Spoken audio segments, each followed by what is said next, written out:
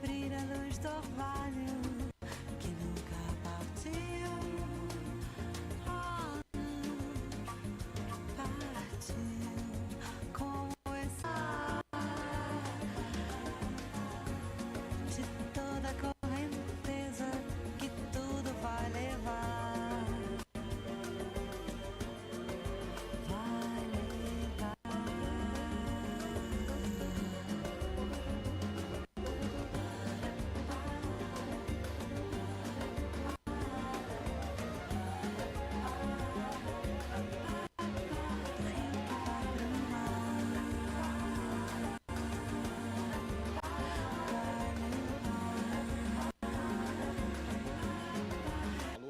Alô.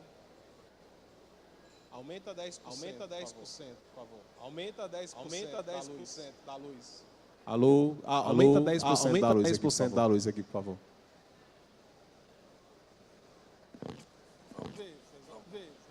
Aumentou? Pra tu, incomoda. Consegue baixar 5?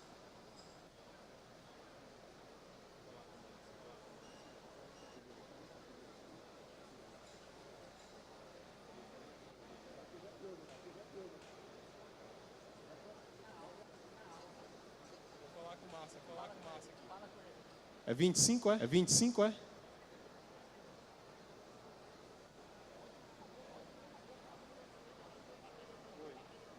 Eu posso soltar antes? Você vai ficar assim, vai sair? Não, vou sair. Não, você pode soltar. Posso soltar?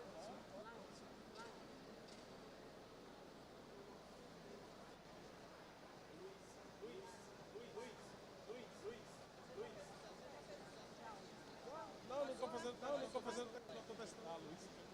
Pode soltar o vídeo. Pergunta pro Márcio. Senhoras e senhores, pedimos a todos atenção para as informações de segurança.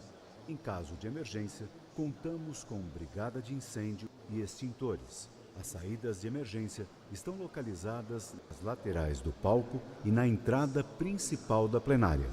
Desejamos a todos um ótimo evento.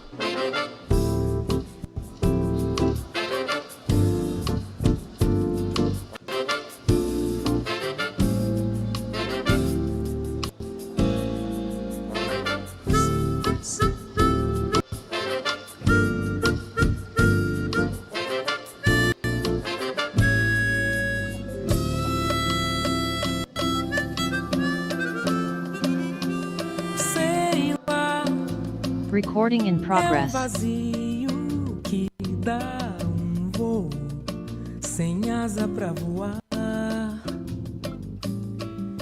Uma voz sem boca pra cantar. Não sei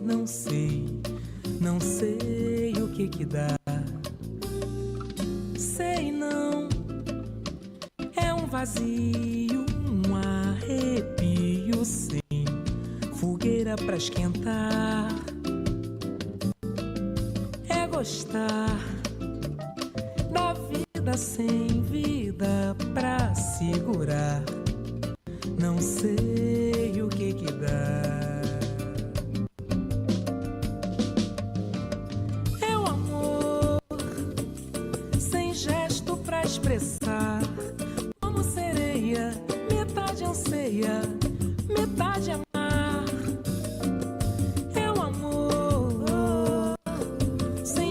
Pra expressar como sereia, metade anseia, metade amar. Sei lá, é um vazio que dá um voo.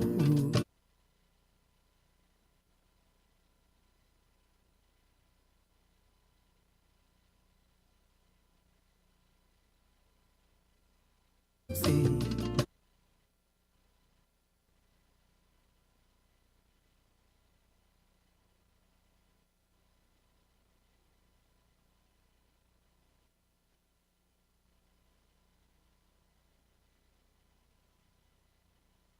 Metade amar,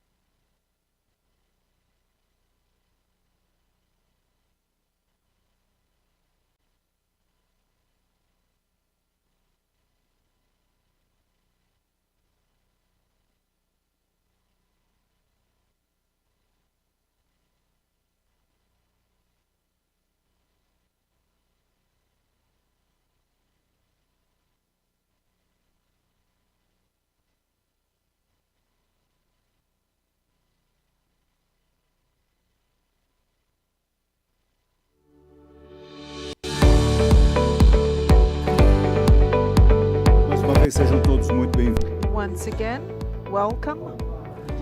Welcome to the Bonfim Bioenergy Complex. We'll start the inauguration ceremony of the second generation ethanol plant at the Bonfim complex. We kindly ask you to take your seats and keep your phones on the vibe mode. Thank you very much.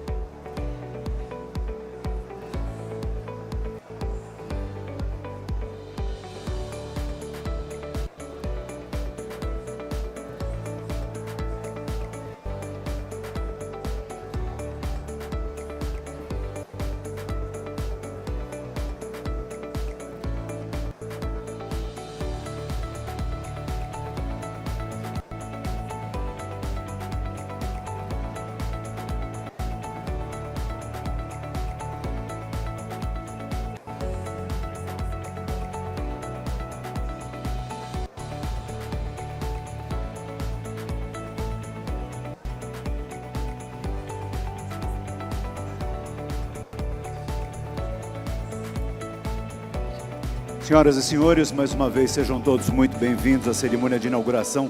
Welcome to the inauguration ceremony of the second generation ethanol hub. So we kindly ask you to take your places and keep your phones in the vibe mode. It's an honor to welcome you in this afternoon session.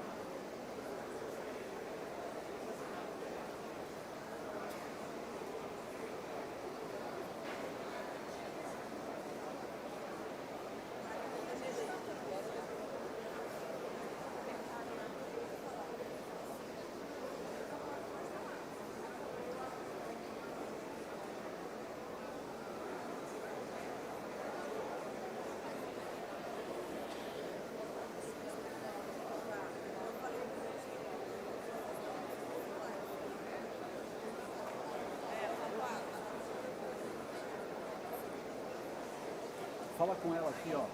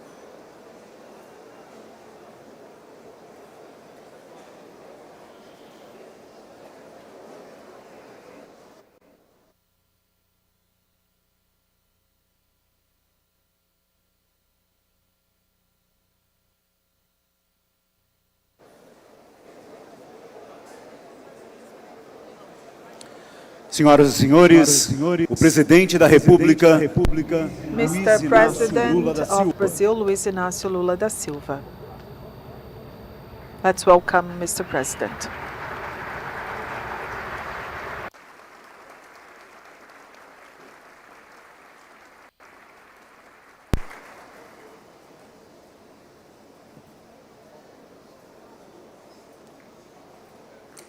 agora sim, senhoras e senhores, o presidente da República. Ladies and gentlemen, the President of Brazil, Luiz Inácio Lula da Silva. Acompanhado do With the Vice President of Brazil and the Ministry of Development, Industry, Commerce and Services, Mr. Geraldo Alckmin. The Minister of Mines and Energy, Alexandre Silveira, the Minister of Transportation, Renan Filho, the Minister of Entrepreneurship, Micro Companies and Small and Mid-Sized Companies, Mr. Márcio França, the Minister of Agricultural Development and Family Agriculture, Mr. Paulo Teixeira. The representatives are Nindu Quinalha and Arnaldo Jardim. The Mayor of Guariba, Mr. Celso Romano. The President of the Board of Raízen, Rubens Ometo. President of Raízen, Ricardo Mussa. And the representatives of Raízen employees, Ms. Amanda Cristina de Oliveira and Jéssica Carrillo, who is the production operator for second generation ethanol. So we kindly ask you to take your seats. Convidamos a todos a assistirem a So let us watch institucional the da Raízen. institutional video of Raízen.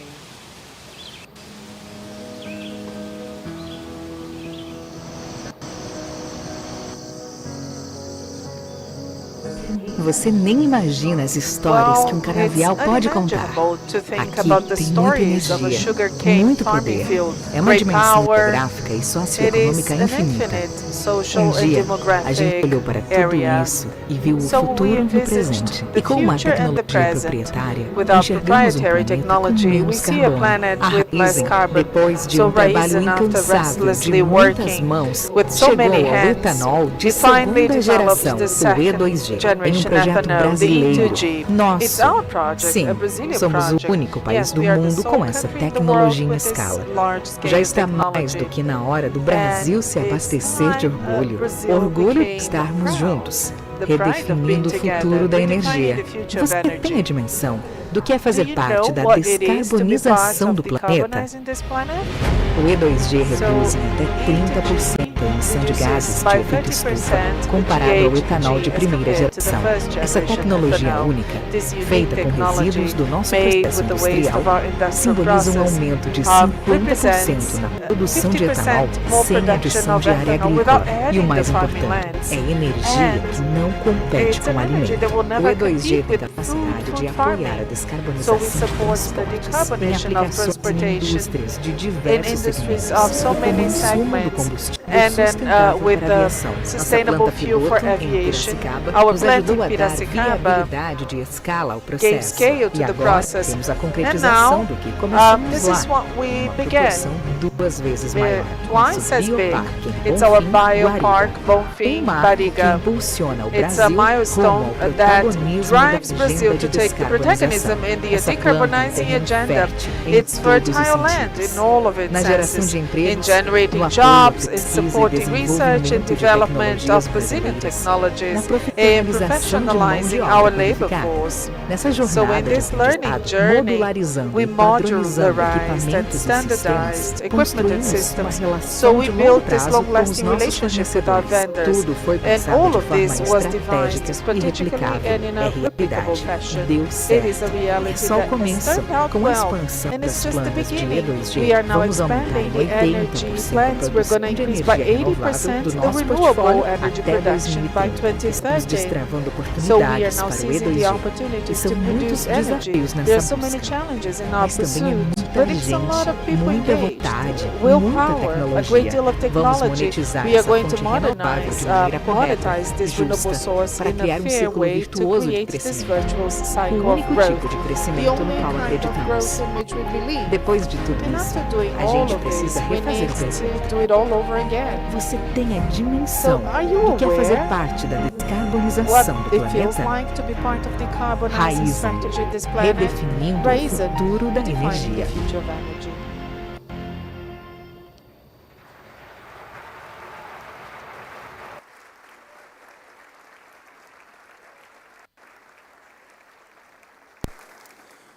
Senhoras e senhores, Ladies com a and palavra, gentlemen, o we presidente pass da the floor Raízen, of Ricardo Raízen Mussa. CEO, Ricardo Mussa. Thank you so much. It's quite thrilling to be here. Good afternoon, everybody. Good afternoon, ladies and gentlemen. I would like to greet the President of Brazil, Lula. It's very nice to have you here with us. The Vice President, Geraldo Alckmin, Mr. Minister, and the other authorities here with us. Ms. Lu Alckmin, who had lunch with me. Very nice to see you again, Lu. And I greet all women here, hereby represented by Jessica and Amanda, who are here on the stage with us. I would like to greet the business leaders, the financial institutions, the journalists, the shareholders, Cosan and Shell, represented here by Loha, who is here on the stage, Rubens, who is here with us as well. And I would like to greet Raízen employees. It's an honor to be here. It's a great joy to welcome you in our home for this inauguration of the largest second-generation ethanol plant here at the biopark at Bonfim. And Mr. President, biopark, this is the way we call the old sugar mills. In the past, we called it sugar mills. But we made a lot of investment in technologies. We made a lot of investments in the last few years. And we do not produce only ethanol here, not only sugar either. Bioelectricity, biogas, second-generation ethanol is produced here. Our E2G, and I call it E2G because the technology for E2G is proprietary. It is a Brazilian technology. It is a patented technology. So we hold this technology here at Raízen. It represents one of the greatest innovations in the sugar and ethanol sector, in the biofuel sector in the last few years, and it took us a long time to do this. We've made investments. It began with Shell, and it has been more than 15 years of investments to be able to be here today speaking about the second generation ethanol. It is the largest plant in the planet for ethanol and cellulose. Paraphrasing now, Mr. President, never in the history of the planet have we had such a plant like this. It's very unique. What we do here in Brazil today is very unique. So it's one of the solutions when we talk about mitigating the impacts of climate change. That's one of the solutions. It's proof that we've got there. And as I always say to my team, we are at the right place, which is in Brazil, at the right time, with the proper plant, which is sugarcane, and working with the right company, that is Raízen. So in Brazil, we have the proper conditions to unleash this decarbonizing process that is happening in the planet. We have fertile land here in Brazil. We have rainfall, a favorable climate. And then Plinio reminded me that we do have people to make it happen as well. We are a benchmark in the world in terms of renewable energy. We have the most clean energy matrix in the world. 90% of the power energy is renewable in Brazil today. The global average is 30%. We have 90% of renewable energy. And here at Raízen, we took on this public commitment that 80% of the production will be done with renewable energy by 2030. It's a public commitment that we hold. And here in Brazil, when people talk about decarbonizing, we do have the technologies that are widely known, and they are the appropriate technology for decarbonizing. We capture the sun energy, we store it, we transmit to anywhere in the planet, and that's sugarcane. I was an agronomist. I wanted to be an agronomist. Sugarcane is one of the most efficient plants to capture solar energy, transforming it into biomass, as if it were a solar panel, capturing the sunlight energy. But we have an embedded battery. There's the bagasse of the sugarcane. As Assemblyman Arnaldo said, the sugarcane takes 1% of the national territory, and it accounts for 20% of the entire Brazilian energy matrix. So that's the potential of the sugarcane. And today we use very little of this potential. Even with all of these potential, we use it very little. And briefly telling you, 1/3 of the sugarcane energy is in the stem of the plant. The second third is in the bagasse of the sugarcane. And the third is in the leaves, in the cellulose.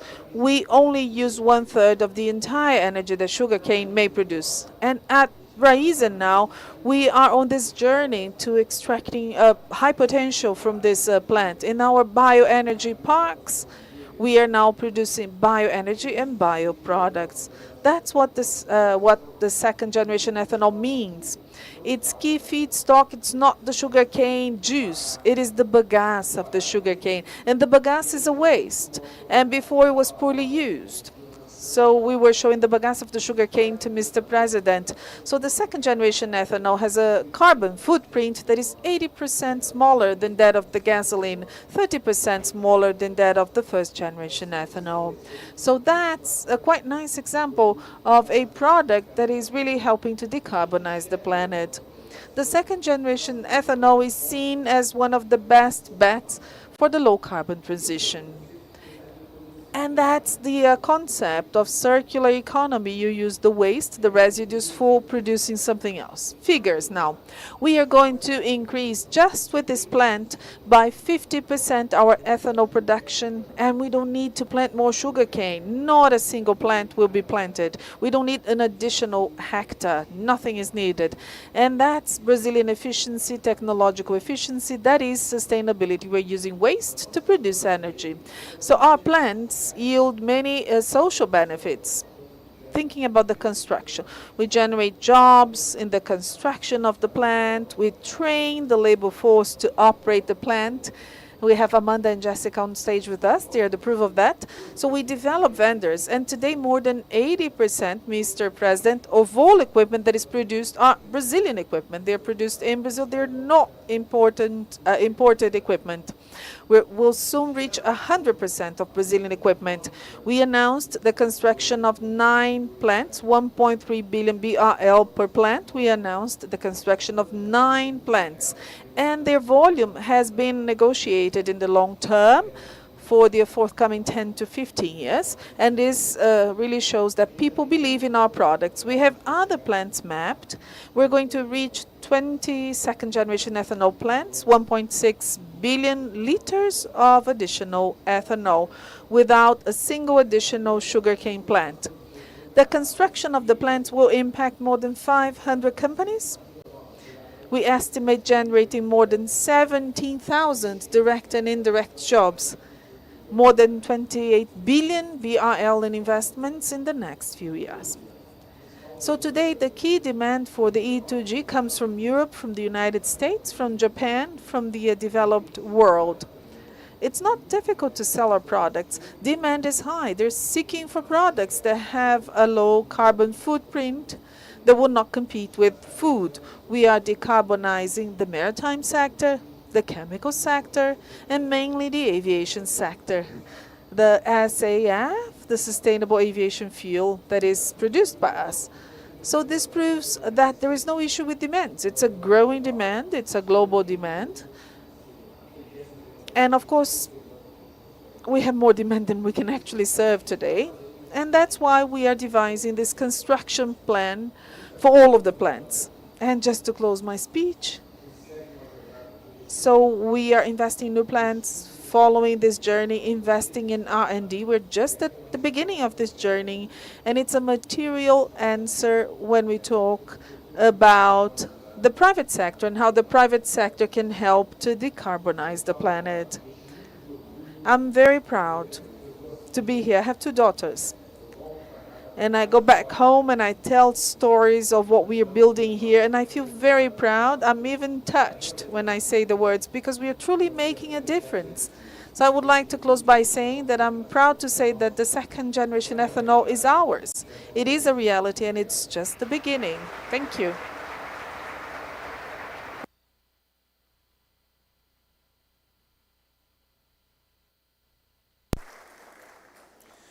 Com a palavra, o presidente. We pass the floor to the chair of Raízen board, Mr. Someto, Mr. Ruben Someto.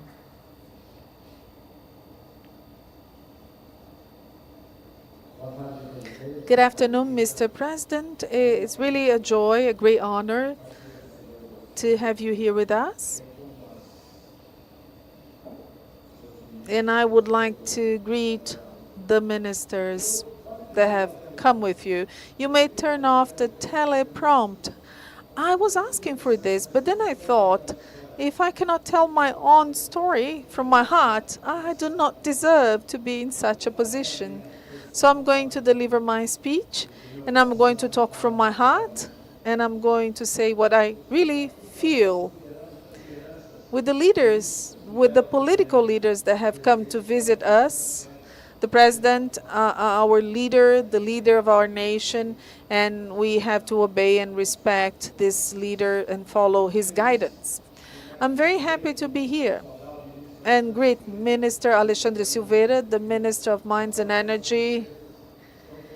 And all of our companies are very much related to this ministry in the distribution of fuels, the ethanol, the gasoline, in the distribution of diesel, in the distribution of gases, in the production of gases, in the price policy for gases and fuels.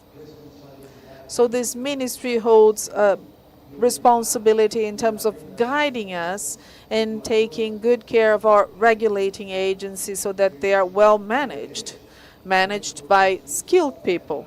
So it's very much important to say that. And I would like to remind you that the price policy is highly important, because the ethanol produced in Brazil has a price that is directly connected to the gasoline price. Of course, we are concerned with the inflation rate, but it's very much important not to kill the other fuel alternatives. And of course, Mr. Alexandre Silveira from the Ministry of Mines and Energy, he is in charge of mining as well. We have Rachel, our council woman from Vale. It's a very important business as well, and we do need the essential support of the ministry. We work four-handedly with the federal government. I would like to acknowledge the presence of Mr. Renan Filho, the Minister of Transportation, that has a deep connection with us as well by means of Rumo. Rumo is our logistics company that does the transportation of most of the agribusiness production in Brazil. So we use Rumo trains. He's a harsh minister. He's strict, but we can follow his lead. And speaking about pollution and ESG, so Rumo removes from the roads leading to Santos from 2,000 to 3,000 trucks. I mean, trucks that could be polluting the atmosphere. So we have Minister Paulo Teixeira from the Agricultural Development and Family Agriculture, a very important ministry, because we are now increasing the production of ethanol without reducing the production of foodstuffs. And he is the Minister of Agricultural Development, and Raízen is the largest agricultural company in the world with 1,400,000 hectares of farmed areas. And then Minister Márcio França from the Ministry of Entrepreneurship, which is really related to our DNA. I would like to greet Representatives Arlindo Quinalha and my colleague Arnaldo Jardim, and Celso Romano, the Mayor of Guariba. Very nice to have you here with us. So my dear friends, my dear employees, nothing would be possible without your support. I'm very happy to see the work that is now conducted in this plant. Cosan and Raízen and Shell. So we do have this partnership with the Shell, and it's a deep partnership, a fruitful partnership. There is a high connection level between the two companies. So we leverage our expertise, the knowledge on our company, together with the technicality of Shell, one of the largest companies in the world, of course. So it's really a happy marriage, a fruitful marriage that we have between the companies. Of course, I must mention here our Vice President, Geraldo Alckmin. He is in charge for developing the industrial policies, and he is the one upholding as well the development in Brazil, the trading in Brazil. He was our governor here in São Paulo. He was the first to lower the VAT tax on ethanol. He was the first one to do this when he was governor, followed by Renan Filho. So thank you, Geraldo, for that. Very nice to be able to count on you for that.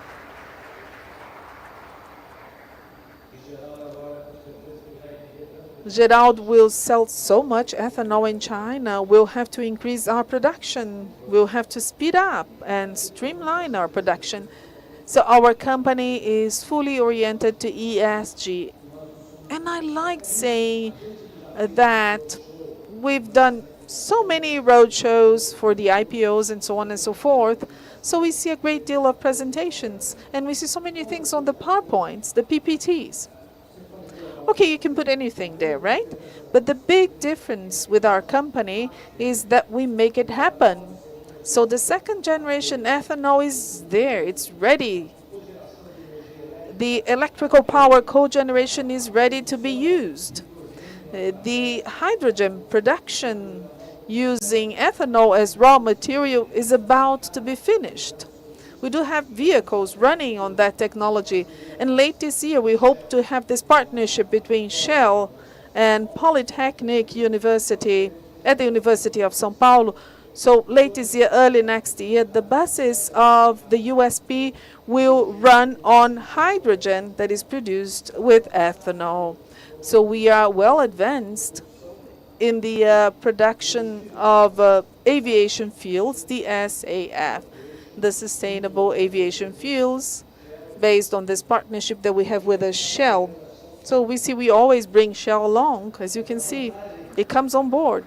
We bring it along.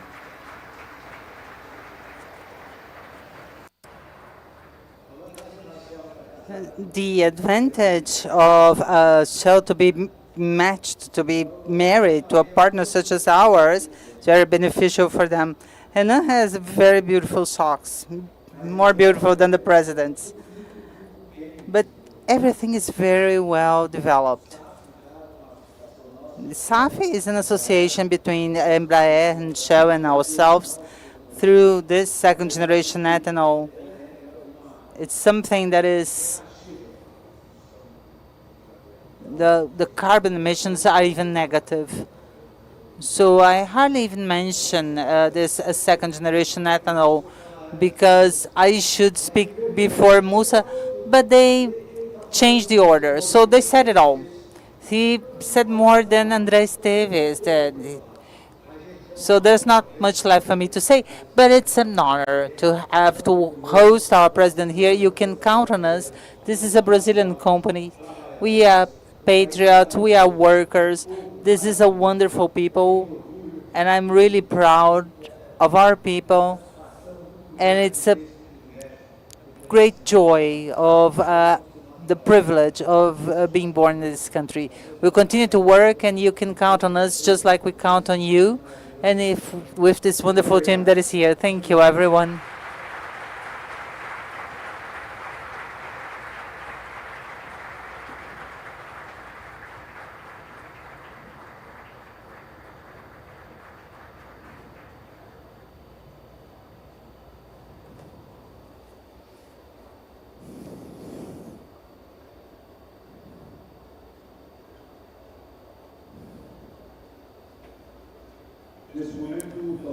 Now we're going to pass the floor to the Minister of Mines and Energy, Mr. Alexandre Silveira.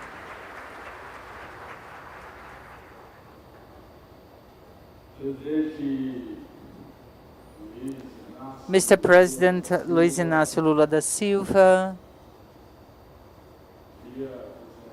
I want, before anything else, Mr. President, to say that for any citizen, for any human being, to have the privilege to work together with you is already something that is very constructive. But for us that enjoy politics, the good politics, politics that dialogues, that builds, that unite Brazilians, it's a great achievement.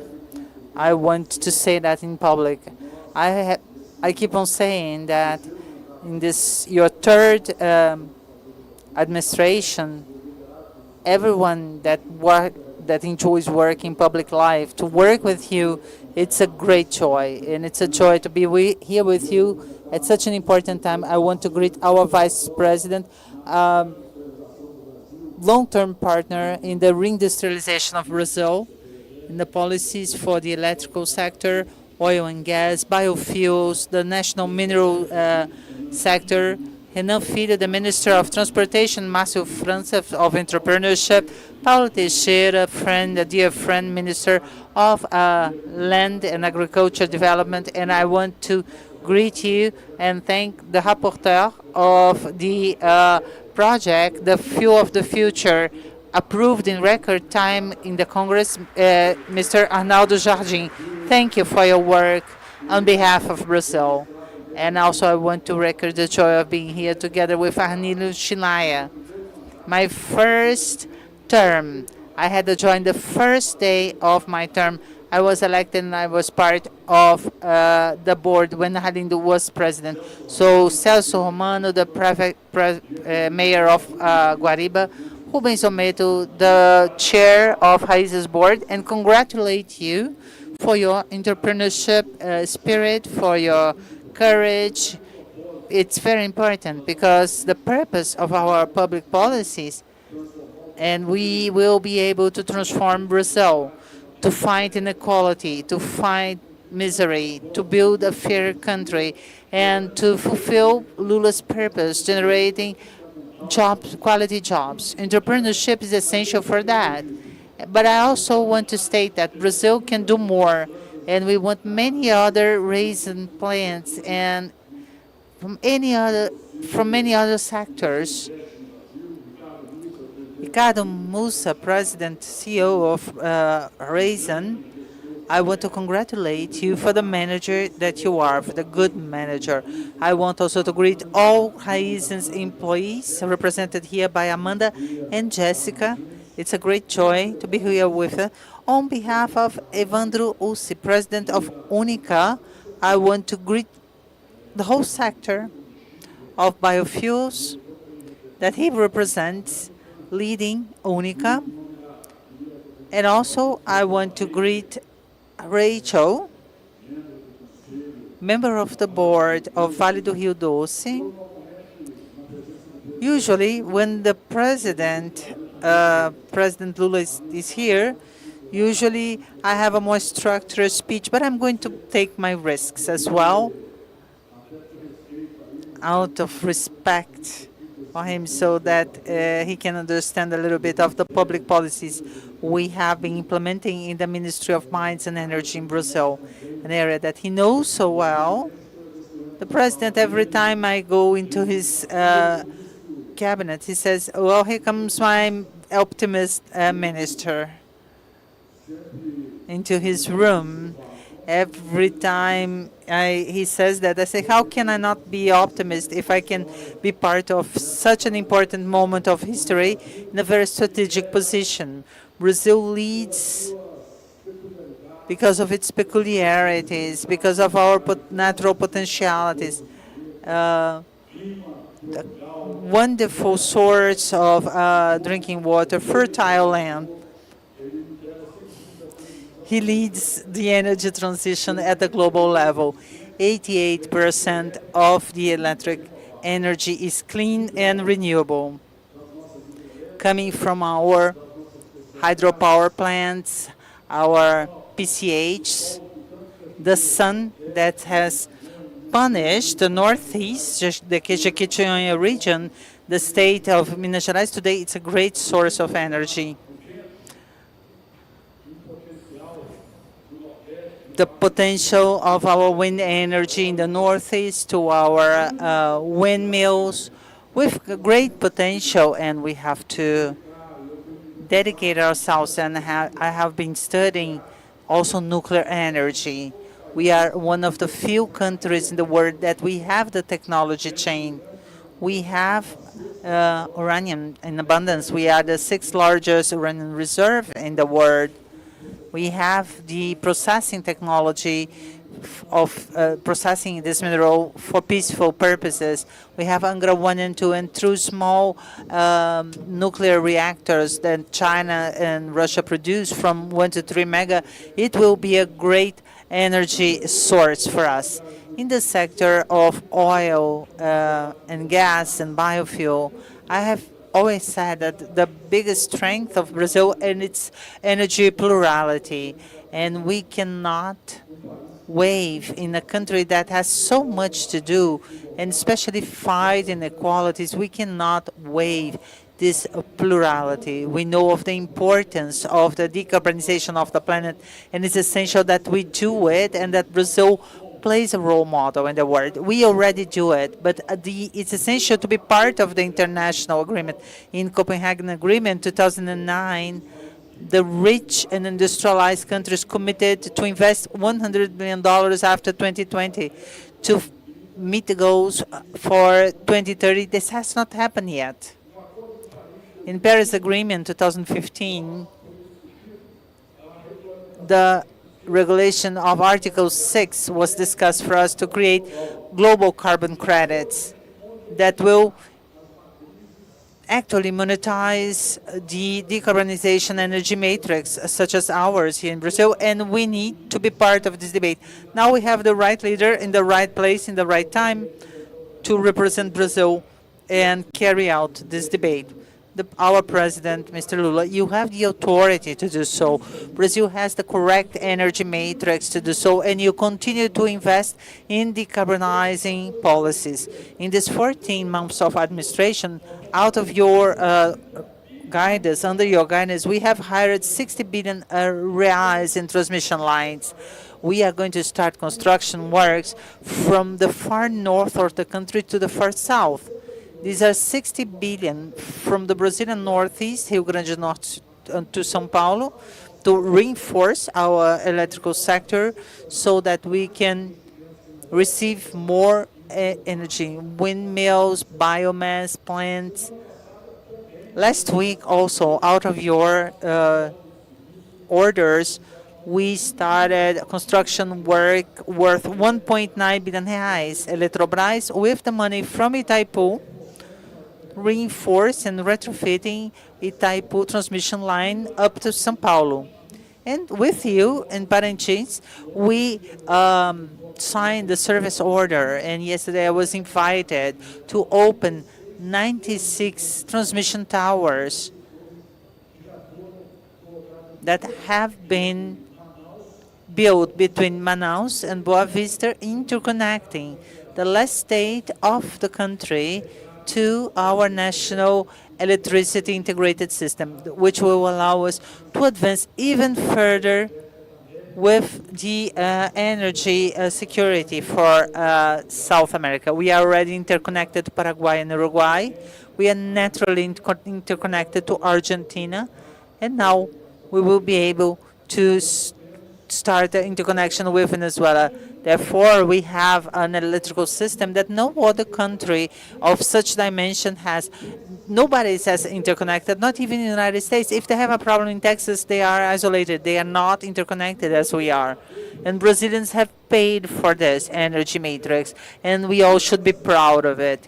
It will be a source of, it will be a turning point for us, because energy transition has two factors, according to our point of view. The factor of sustainability, that is undeniable, and in your administration, we don't talk about overseeing the legislation. We respect the legislation and will comply as strictly as possible with all environmental legislations in the country. But it's essential that Brazil is able to transform this into jobs, income, quality jobs, fight against inequality, opportunities, and we are going to do so by Brazil's industrialization.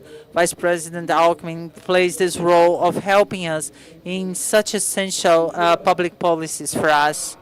I want to highlight also in the area of biofuels. We know that Brazil is known as the largest food producer around the world, but it's also a producer of clean, renewable energy with great agricultural potential to decarbonize not only our matrix, but the whole world. And ethanol is, and you have seen it in your first term with the flex cars, ethanol is, no doubt, has a great potential to do so. And that's why we have sent to the National Congress the bill, the fuel of the future. And you care so much about this public policies that you have done it from the palace, from the presidential palace. It's not natural that we have, when we send a bill to the Congress, we don't have usually such an important ceremony with so many people present. But you know of the importance. We created a mandate for green diesel. We created the possibility of expanding the blend of biodiesel in fossil diesel from 15 to 25%. We created a mandate, Rubens, to create new industries, a new industry for sustainable aviation fuel, with a new mandate as of 2027, a new industry that emerges in Brazil. CNPE, you were present in the two national meetings of the National Council of Electricity. We expanded the participation of diesel from B10 for B14 so that more 24 tons of soybeans could be crushed and the mill stay here to produce protein, creating virtuous cycles for the economy, helping us to reduce the price of food products. We have expanded the participation of family agriculture in the sector, and that's why the agribusiness must recognize how much you have been contributing in terms of public policies considering our vocations. I believe, Mr. President, that it's exactly as you say.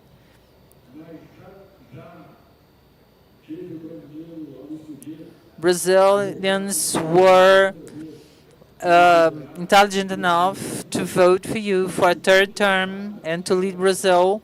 But even if everything goes wrong, it would already be right. I'm sure that Brazil will work. Brazil is working out, and we are going to build the country that you are trying to create with such dedication, a country that is united, has solidarity, a country that is fair. Thank you.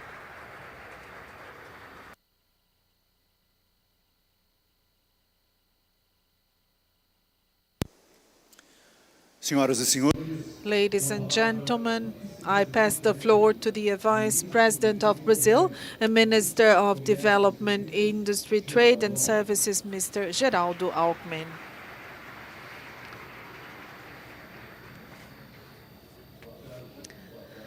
Good afternoon, everyone.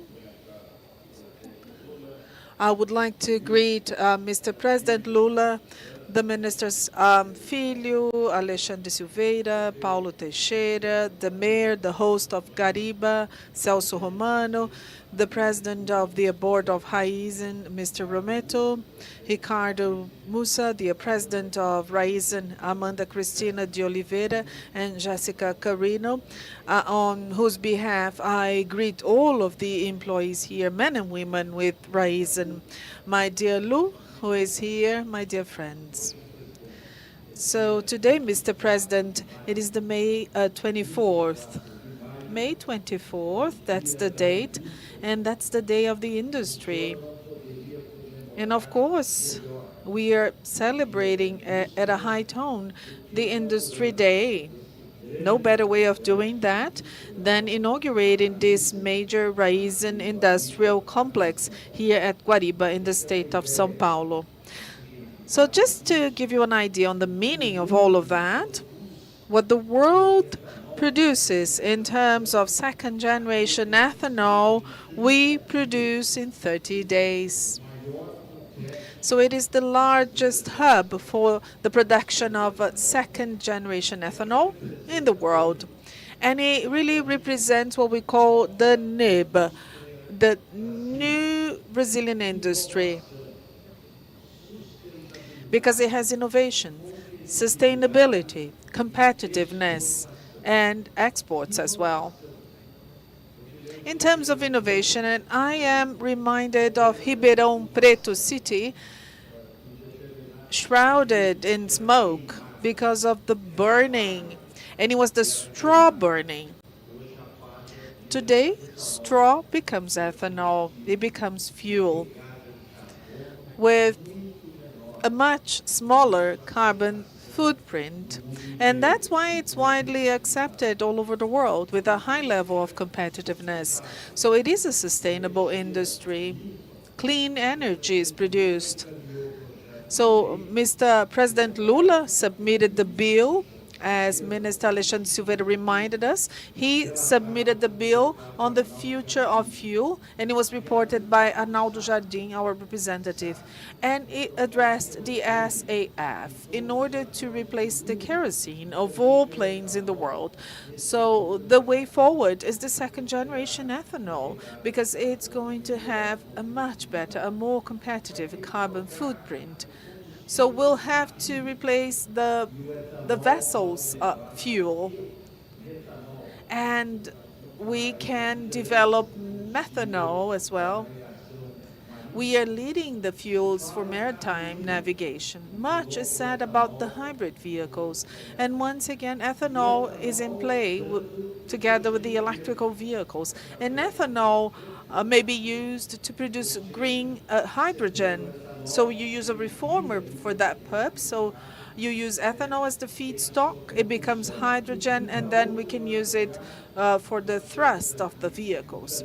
So wherever we look, we see a use for ethanol.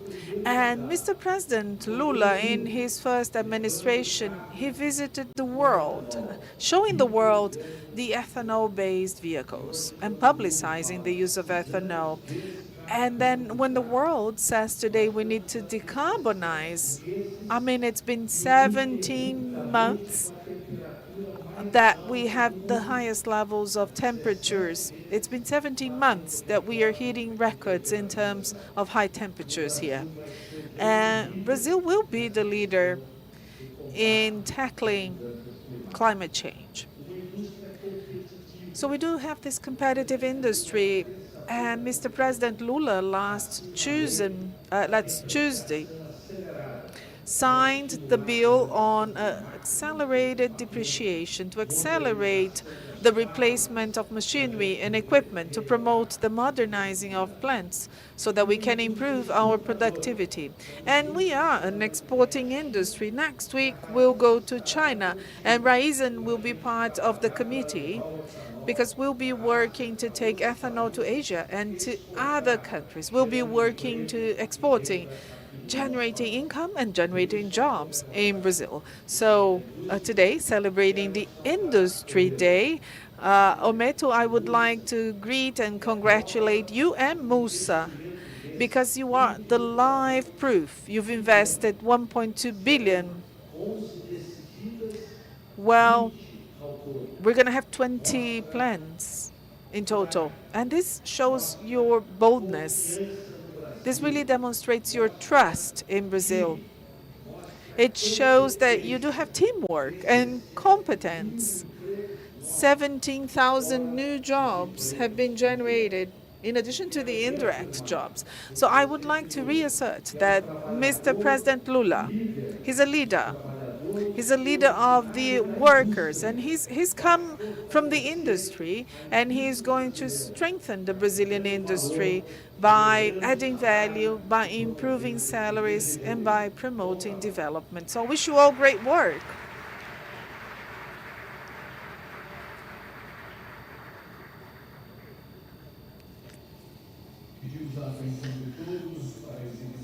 So now we are going to watch the video of the Department of Social Communication under the presidency of Brazil.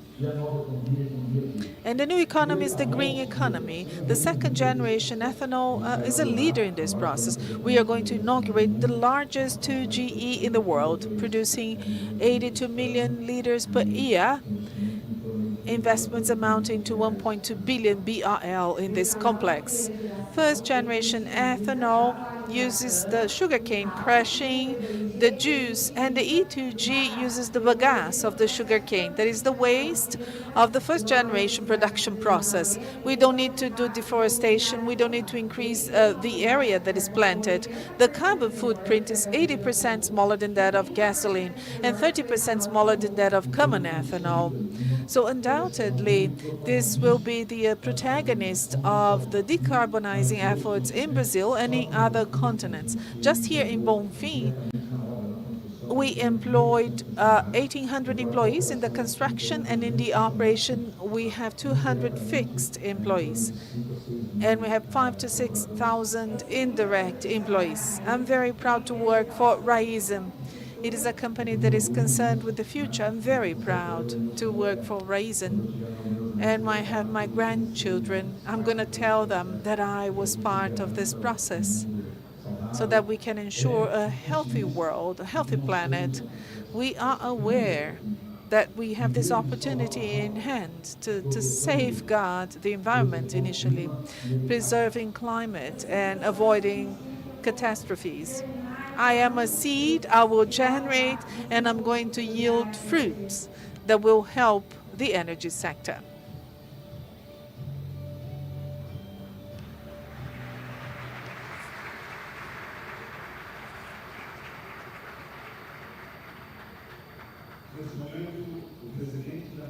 Mr. President of Brazil, with the Vice President of Brazil, the Ministers of State, the Mayor of Guariba, the Chair of the Board, and the CEO of Raízen. They will cut the ribbon to inaugurate the second generation ethanol. They will unveil the plaque that will inaugurate the second generation ethanol plant.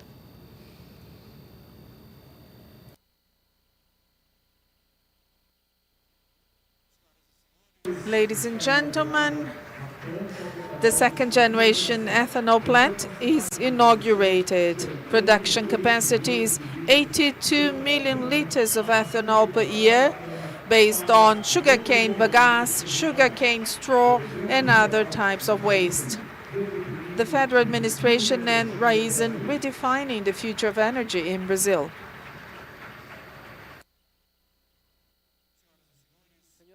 Ladies and gentlemen, I pass the floor to the President of Brazil, Mr. Luiz Inácio Lula da Silva.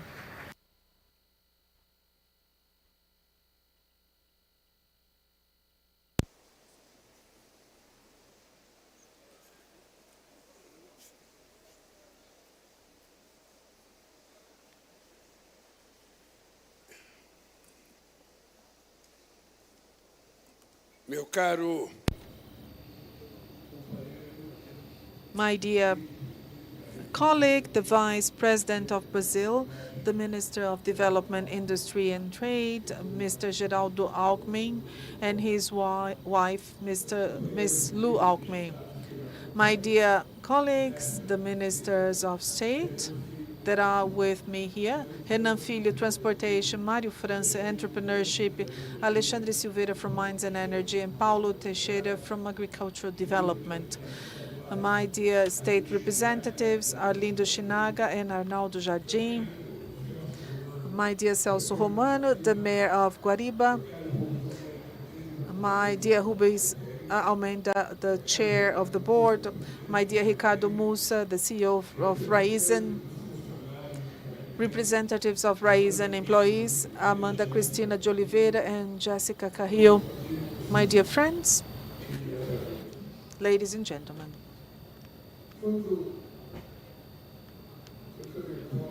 When I took office as the President of Brazil in 2003, I was talking to my colleagues, and we were wondering, what could we do to recover the self-esteem of the Brazilian people? We've always had a low self-esteem in Brazil because we were led to believe that there was always somebody better than us overseas. Always. We always thought like this. I don't know if it is because we were colonized, but we have this imposter syndrome. Nothing that we do is good. There's always somebody that does something better than us. And in an attempt to recover the self-esteem of the Brazilian people, I was reminded of this scene, and if you like soccer, you will remember that too. Ronaldo, the phenomenon, he was playing for Inter Milan, and he had this injury on his knee, quite severe injury. And many of the soccer experts, they would say that his career had come to an end. Ronaldo's career had come to an end. He would never play soccer again because the knee injury had been so severe. But then Ronaldo decided to go back and play soccer, and he was the star of the World Cup in 2002. So why do I give you this example? Because we use Ronaldo's image, falling down with an injured knee, and then we see the image of Ronaldo practicing to coin a sentence. He would say, "I am Brazilian and I never give up." And why have I begun saying this to you? I say this because we need to believe that every now and then God gives us an opportunity. Nature gives us the opportunity. And we have to decide whether we seize the opportunity or not to our benefit, or if we want to take what's given to us and give to others and remain poor with this imposter syndrome. So I don't know if you know, but perhaps when you see two soccer teams playing, be it, women's matches or men's matches, so you see that in the midfield, before the match begins, they hug each other. All men and women, they hug each other. And when they hug each other, there's their leader. And he keeps telling them, we have to win, we have to score. Of course, we cannot lose, we are better than they are. So there's somebody leading, working on their morale so that the team has grit to win that match. So I play on a team that has 203 million players. I play on this team, and every single day I have to wake up early in the morning, and I have to enhance the self-esteem of my players, of my colleagues, and I do that every single day. And I tell my boys and girls, there's no room for pessimism, because we live in this country that is as skilled as Brazil is. We lost so many opportunities, but we are the largest producer of orange juice, of coffee, of sugar cane, the largest producer of ethanol, the largest producer of soybean, of corn, the largest producer of chicken. Oh my goodness, how come a country that is great in so many things, when we think politically, we think small? How come? We call something, the self-esteem, and sometimes this is disrupted. And my dear Obeto, I will leave this venue today.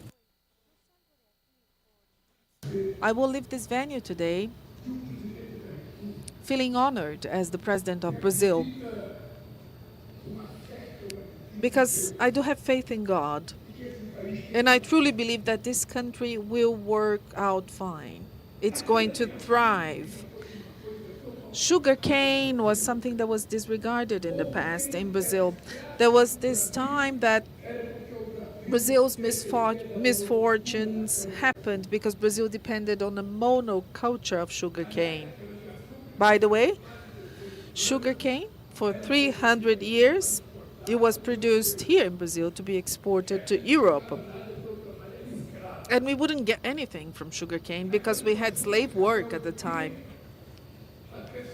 Sugarcane that people in Brazil, people in Guariba, people would measure the wind to put fire on sugarcane to burn down the straw, to kill the scorpions, so that in the next day the sugarcane collectors would come from Vale de Jequitinhonha, from Minas Gerais, to collect cane. This Vale de Jequitinhonha, was known as the Valley of the Widowers of Alive Husbands, because they would stay for the whole year here. The sugarcane that disturbed the inhabitants of small towns with all the dust, blemishing all the clean laundry. So the same sugarcane that used to be that in the past, and we discovered that that straw that we used to burn down, we were throwing energy away due to lack of knowledge. This sugarcane, that when the oil crisis came in 1973, 1974, 1975, we were able to create the pro-alcohol program, the same sugarcane that produces sugar and ethanol, and it's the reason for that so many states are rich today, especially the state of São Paulo. Look at what happens today. Look what's happening here today. I come here, and I see a lot of bagasse that previously were thrown away. It was used to for mix in animal feed. I don't know if cows used to enjoy it, but I have never tasted it. I don't know if they taste like alcohol, but then I see there's a forest, Atlantic Ocean of sugarcane bagasse, and I realize that our engineering, our researchers were able to do something that no other country have done. Even if they think they are much better than us, we can transform that bagasse into something that results in ethanol of a much greater quality, this second generation ethanol. Which country has that other than us? Do the Americans have that? Do Chinese have that? They have other things that possibly we don't have, but we have things that they also don't have. So let's appreciate what we have, because the world is undergoing a phase which is the issue of energy transition.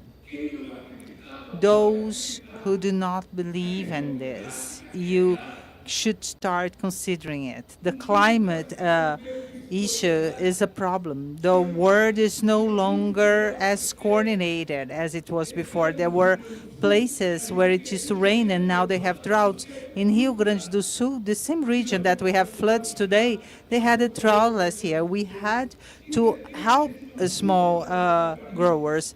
In September, there was a rainfall in Vale do Taquari. It was the heaviest rain in history. And now another flood in Porto Alegre, and Porto Alegre has an unheard of flood. After 1941, and in 1941 they did not have as much pavement as we have today. So nature is uncontrolled in many countries. Global warming is a reality. Which other country has the possibility of decarbonizing the planet, such as we do? We have 90% of our electricity coming from clean and renewable sources. We have 50% of our fuels of renewable sources. I will never forget when in 2003, Roberto Rodrigues, my first Minister of the Agriculture from Jacuticabal, he came to my office and he said, "Mr. President, I have something to propose. I have a proposal that will change the world." And I said, "Well, tell me, because I'm a revolutionary."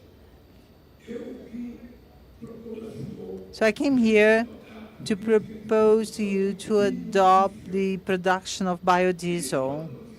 We can produce it from castor oil. We can produce it from palm oil, and including from soybeans. I said, well, then let's adopt it. Look at what happened after that. We started producing biodiesel. The car industry started saying that we could not blend this fuel so much because they would corrode the engines.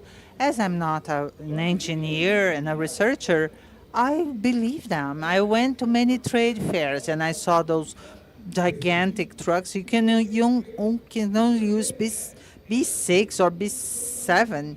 It was always a mess. All of this in order not to use biodiesel, but we were insisting we can produce clean diesel. Well, today we have meetings with soybeans exporters. Among them, a friend that I like called Mr. Breno Maggi. And there was this discussion about biodiesel.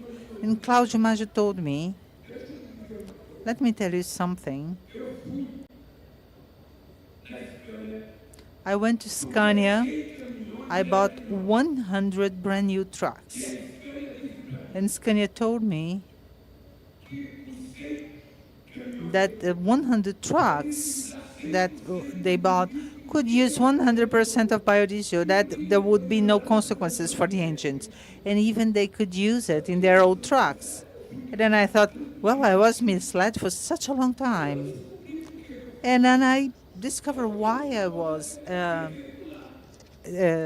misled. The engines are done here and not there, but they are done for us. So why are we going to adopt an engine that for a system that they are not used to? And we were delayed in this issue of biofuels. We could have been producing much more. We increased to be 15. We can increase it to be 20, be 25. So we had an opportunity that I say that is a great opportunity, because the world will have to understand that Brazil is the country that can offer, can fulfill any kind of policy in the area of renewable fuels and clean energy. Nobody is at our level. When I come to Guariba to visit a plant, and then I see that gigantic pile of sugarcane bagasse can produce an extraordinary fuel that costs in the foreign market twice as much as ethanol. I ask myself, what are we waiting to offer this to the world? And I want to tell our friends from Raízen and my ministers, I have traveled around the world with a green car, because at the time there was this wrong idea that we would produce plastics out of ethanol. So Toyota invested something called green car, and I drove all around the world with this car, saying that it was a plastic car, in fact, but it did not work out, in fact. Now, I want to tell you, and this is an advertisement of our second generation ethanol.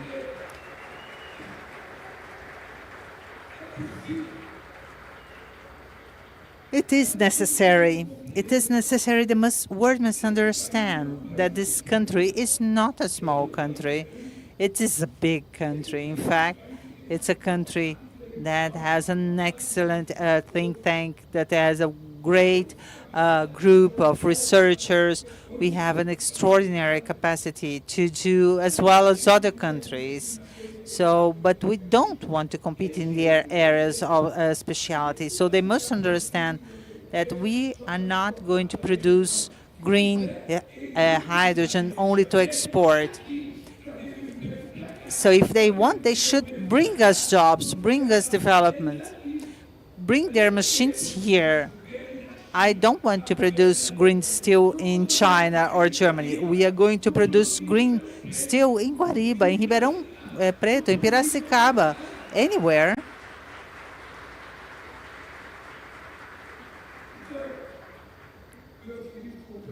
So, my dear friends from Raízen, Dr. Rometo, the chairman of the board, our dear ministers, our dear employees, and congratulations for the number of women that work at Raízen. Congratulations.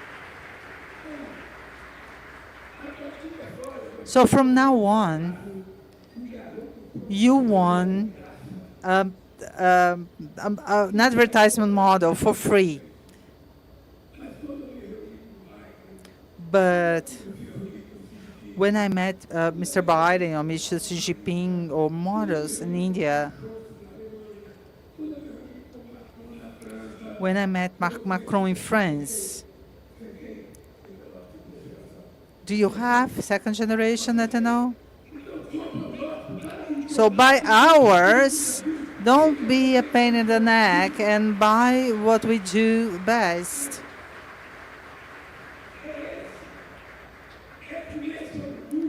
This is the level of pride that we should use when we participate in these things. Sometimes our brothers, they go abroad, and when they are going to talk, they are embarrassed as if they were second-class citizens. They don't speak out loud. They don't use their energy to speak up. They don't. It is as if they don't believe in what they do. And I want to conclude. I brought a speech, written speech also, but I didn't read it. But I will tell you that today I'm leaving this place much more proud than when I came in, about the potential of this country, because this country is able, in a city called Guariba, that I heard for the first time because of a strike in the sugarcane field led by Mr. José de Fátima, that is still alive. If a country can create such a company that will produce such a fuel, such a clean fuel, well, I thought, what keeps us from becoming a great economic power? Now we are traveling to the G7 meeting. Pope Francis will be part of this G7. Pope Francis, Biden, Macron, they all are going to be there. I'm going to negotiate with Alexandre. He will prepare small bottles of our second generation ethanol. The whole transformation process. We're going to bring a folder, preferably in English, because I want to deliver to each one, because they know what the Global South can do in this century. Greetings, congratulations, Raízen, congratulations to all the leaders of these companies and all employees. Thank you.